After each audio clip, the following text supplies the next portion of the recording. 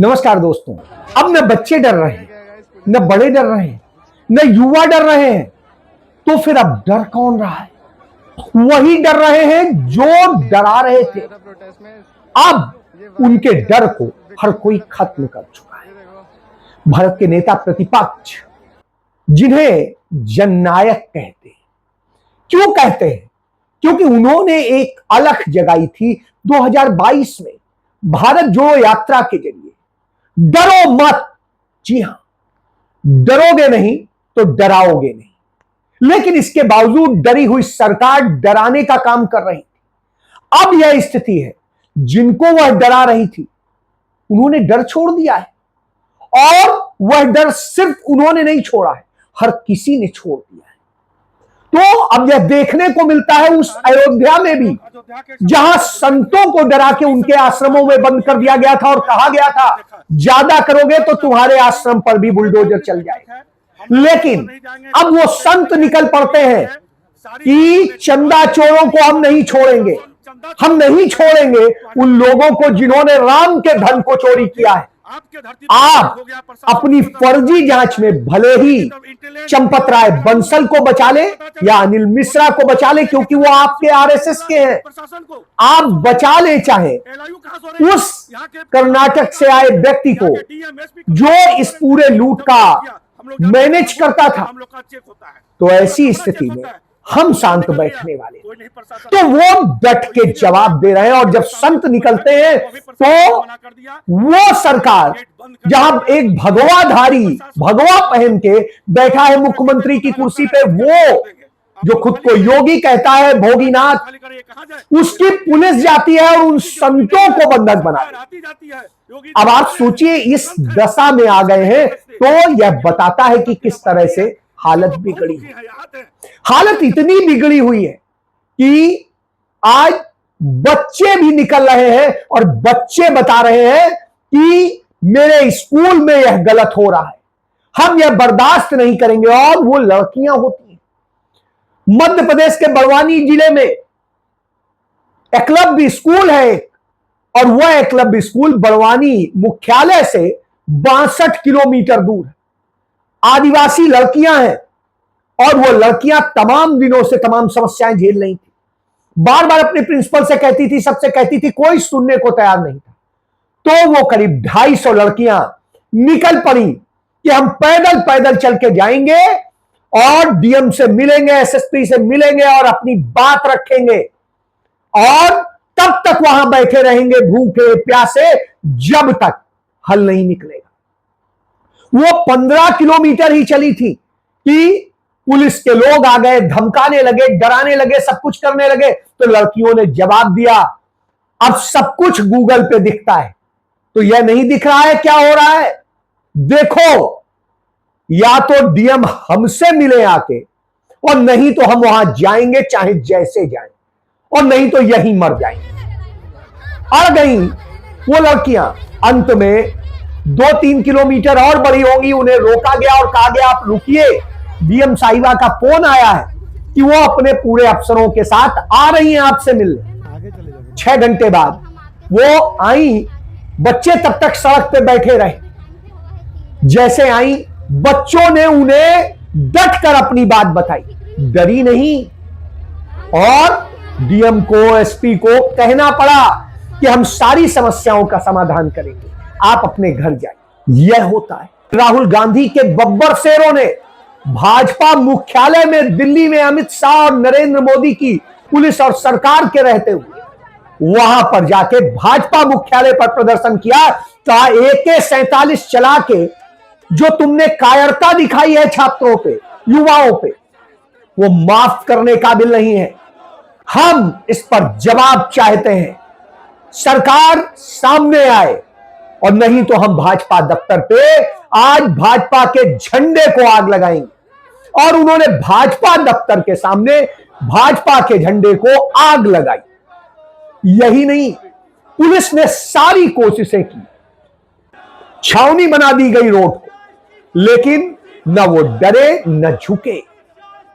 इसके पहले उसी मध्य प्रदेश में यूथ कांग्रेस के युवाओं ने वहां पर वहां की सरकार के अन्याय के खिलाफ, अमित शाह के अन्याय के खिलाफ जमकर प्रदर्शन किया। पुलिस ने लाठीचार्ज किया, वाटर कैनन छोड़ा, सब कुछ किया, लेकिन वो डट के खड़े रहे और डट के जवाब देते रहे, झुके नहीं।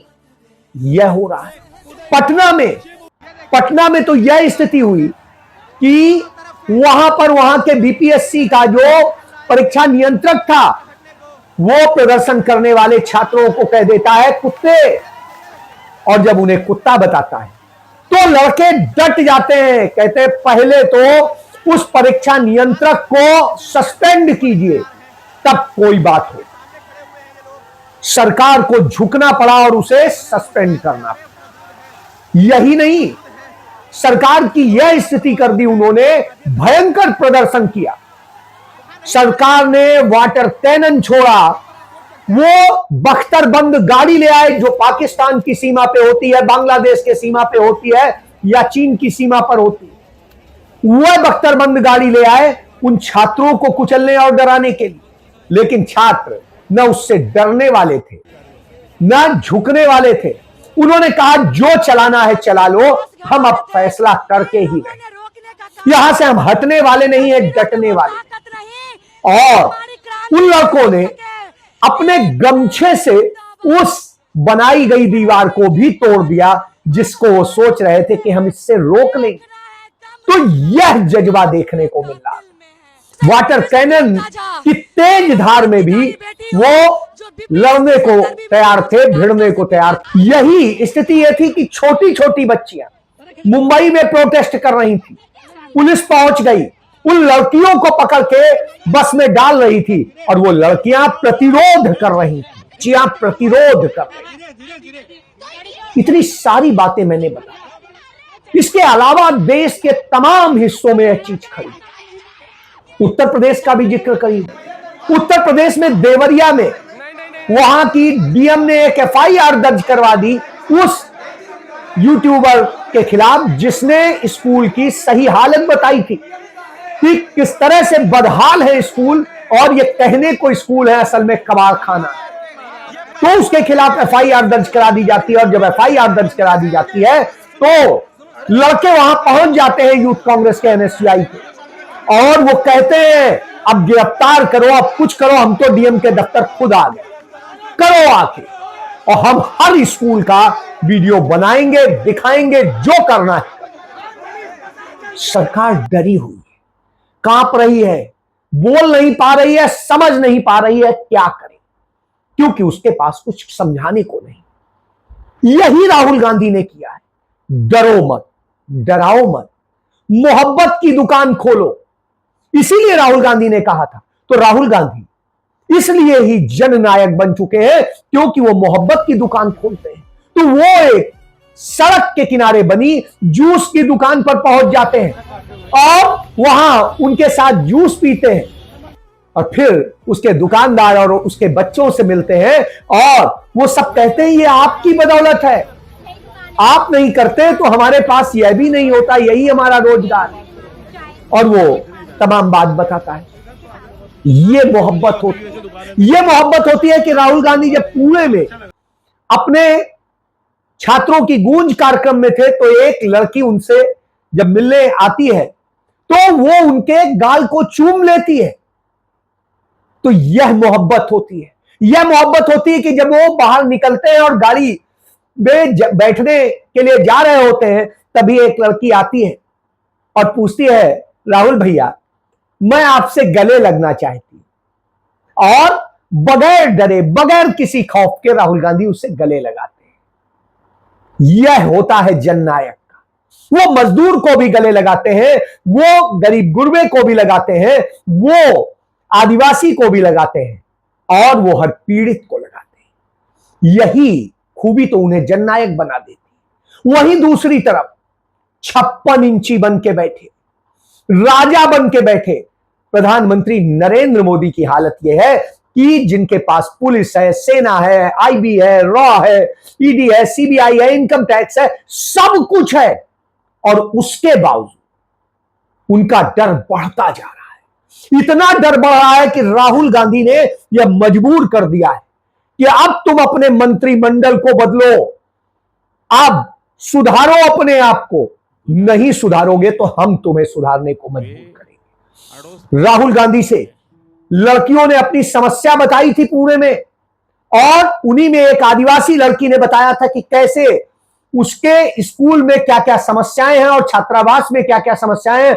राहुल गांधी ने तुरंत वहां के महाराष्ट्र के मुख्यमंत्री देवेंद्र फडणवीस को चिट्ठी लिखी कि ये समस्याएं लड़कियों ने बताई हैं, इनका आप जल्द से जल्द समाधान करें और ऐसी समस्याएं दोबारा ना हो, यह भी सुनिश्चित करें। वहीं दूसरी तरफ राहुल गांधी और मल्लिकार्जुन खड़गे 21 पेज की चिट्ठी लिखते हैं नरेंद्र मोदी को कि यह जातिगत जनगणना के नाम पर जो आप यह ड्रामा कर रहे हैं, यह ड्रामा नहीं चलेगा। आपने संसद में वायदा किया था तो सभी 4200 के करीब जो जातियां हैं उनका सबका चार्ट बनाइए, जिस भी राज्यवार है, और वो हर राज्य में उपलब्ध है और केंद्र के पास भी उपलब्ध है, तो उसको बना करके और जनगणना करने वालों को दीजिए, जिससे वो सही सही जनगणना करें, उनका आर्थिक सर्वे करें, उनके हालात बयां करें, क्योंकि यदि यही नहीं होगा तो जातिगत जनगणना का कोई फायदा ही नहीं होगा। उनके हालात पता होने चाहिए, उनकी स्थितियां पता होना चाहिए। तो इन सब चीजों को लेके राहुल गांधी कहते हैं, और उसको जयराम रमेश और अनिल जैहिंद दोनों मिलके देश को बताते हैं कि क्या होना चाहिए और कैसे था। 20 तारीख को नेता प्रतिपक्ष लोकसभा और नेता प्रतिपक्ष राज्यसभा ने माननीय प्रधानमंत्री को 21 पेज का एक खत लिखा है। ये है, दोनों नेताओं ने एक खत लिखा है और ये विषय है जाति जनगणना को लेकर। ये कांग्रेस पार्टी की तरफ से तीसरा खत है प्रधानमंत्री को। पहला खत 16 अप्रैल 2023 को कांग्रेस अध्यक्ष मल्लिकार्जुन खड़गे जी ने प्रधानमंत्री को लिखा था जाति जनगणना को लेकर। उसके बाद दूसरा खत कांग्रेस अध्यक्ष ने 5 मई 2025 को, काफी लंबा खत है, दो पन्ने का है, जाति जनगणना को लेकर कुछ सुझाव, रचनात्मक सुझाव भी दिए थे। प्रधानमंत्री को ये खत गया था। अफसोस की बात है कि इन दोनों खतों का कोई जवाब प्रधानमंत्री से मिला नहीं, प्रधानमंत्री के कार्यालय से मिला नहीं, गृह मंत्री से मिला नहीं, किसी अधिकारियों से मिला नहीं। तो ये तीसरा खत है और इस बार दोनों नेताओं ने, राहुल जी ने और खड़गे जी ने, इस पर हस्ताक्षर किया है।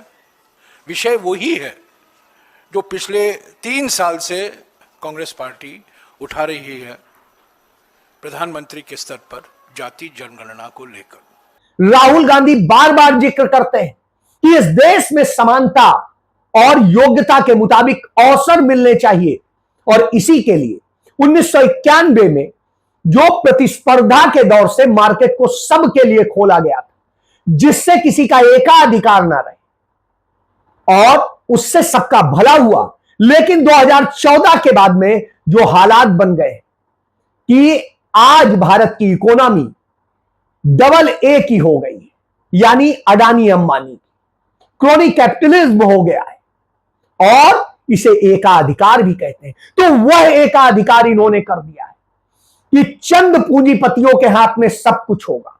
भारत के 5 पूंजीपति आज देश का 40% से अधिक, यानी करीब करीब 50% जो है संपत्तियों के मालिक बन के बैठे, और 50% में इस देश के 99% आबादी है। यानी किस तरह की हालत कर दी है। यह हालत की है, इसका उदाहरण देखने को मिला कानपुर में। पनकी के पास में एक फैक्ट्री का मालिक अपने यहां के जो एक्सपायरी सामान था वो फेंक के चला गया कूड़ेदान में। हालत यह हुई, लोगों को बार बार बताया गया कि अरे ये एक्सपायरी है, बावजूद इसके लोग उसे उठा के बिन के ले जा रहे थे, चलो फिर भी काम आ जाएगा, खा लेंगे, थोड़ा सा एक्सपायरी चल जाए। अब आप सोचिए इस स्थिति में मजबूर भारत बना दिया है, जिसे कह रहे थे सशक्त भारत बना रहे हैं, समृद्ध भारत बना रहे हैं, उसकी यह हालत कर दी है। तो वो क्रोनी कैपिटलिज्म के कारण हुई है। उसी के कारण हमारे देश के युवाओं को रोजगार नहीं मिल रहा है। 9.25 करोड़ युवा आज ऐसे बैठे हुए हैं कि न जिनके पास कोई रोजगार है, न कोई काम है, न कुछ है, और न वो खोजने की स्थिति में। आज वो हतोत्साहित हो चुके हैं कि अब कुछ बचा नहीं। सोचिए, वो बच्चे जो यह कह रहे हैं, और ये तो सरकारी आंकड़ा है जो नीति आयोग ने दिया है, असलियत में तो इससे बहुत ज्यादा है। और इसके अलावा भारत सरकार में पद खाली पड़े हुए हैं, वो नहीं भरे जा रहे हैं, राज्यों में नहीं भरे जा रहे हैं, तो सब कहां जा रहा है? हमारे आपके जेब से पैसा निकाल करके उससे जो एयरपोर्ट बन रहे हैं, पोर्ट बन रहे हैं, दूसरी और चीजें बनी, वो सब अडानी को सौंपने का काम हो रहा है। उत्तर प्रदेश में 11 एयरपोर्ट ऐसे हैं जिन्हें अडानी को सौंपने की तैयारी हो गई। गंगा एक्सप्रेसवे जो अभी बना था गढ़मुक्तेश्वर तक, उसकी है कि उसे और बढ़ा के हरिद्वार तक करेंगे, ये आदित्यनाथ करता है। क्यों? क्योंकि वो गंगा एक्सप्रेसवे अडानी ने बनाया था और पहली बारिश में चंद दिनों में वो टूट गया। और यही नहीं, एक भाजपा के सांसद, राज्यसभा सदस्य, उनकी कंपनी ने लखनऊ से कानपुर तक के लिए एक्सप्रेसवे बनाया, वो तीसरे ही दिन टूट गया। तो इस तरह से आपका पैसा भी लूटा जा रहा है, आपसे टोल भी लिया जा रहा है, और आपको ही फंसाया जा रहा है, परेशान किया जा रहा है। देश की राजधानी दिल्ली हो या गुड़गांव हो या गाजियाबाद हो, आज डूब गए हैं। आप बाहर की बात ही मत कीजिए, मध्य प्रदेश हो, राजस्थान हो, वहां रोज कोई ना कोई स्कूल की छत गिर जाती है, कभी बच्चे मर जाते हैं, कभी घायल हो जाते हैं, और कभी बच जाते हैं बाल बाल। यह दशा हो देश की, तो आपके साथ यह हो रहा है। लेकिन दूसरी तरफ वही उसी राजस्थान से लड़कियां निकलती हैं, महात्मा गांधी इंग्लिश स्कूल जो कांग्रेस ने बनवाए थे, कि मेरे स्कूल को बर्बाद कर दिया गया है, इसे सुधारिए, हम इसके लिए आवाज बनने आए। तो आज चाहे जनजी हो, चाहे जेन अल्फा हो, चाहे कोई हो, हर कोई आवाज बन रहा है, जाग रहा है। क्यों? क्योंकि राहुल गांधी ने वह आगाज कर दिया है, डरो मत। तो अब कोई नहीं डर रहा है, सरकार डर रही है, तो वो बैकफुट पर है। यह हुआ है। और क्रोनी कैपिटलिज्म के बूते इन्होंने जो सबको सौंपा है, चंद पूंजीपतियों को इस देश का सब कुछ सौंप दिया है, उस पर लोग सवाल उठा रहे हैं। जी हां, जो बोलते नहीं थे, आवाज निकल रही। जय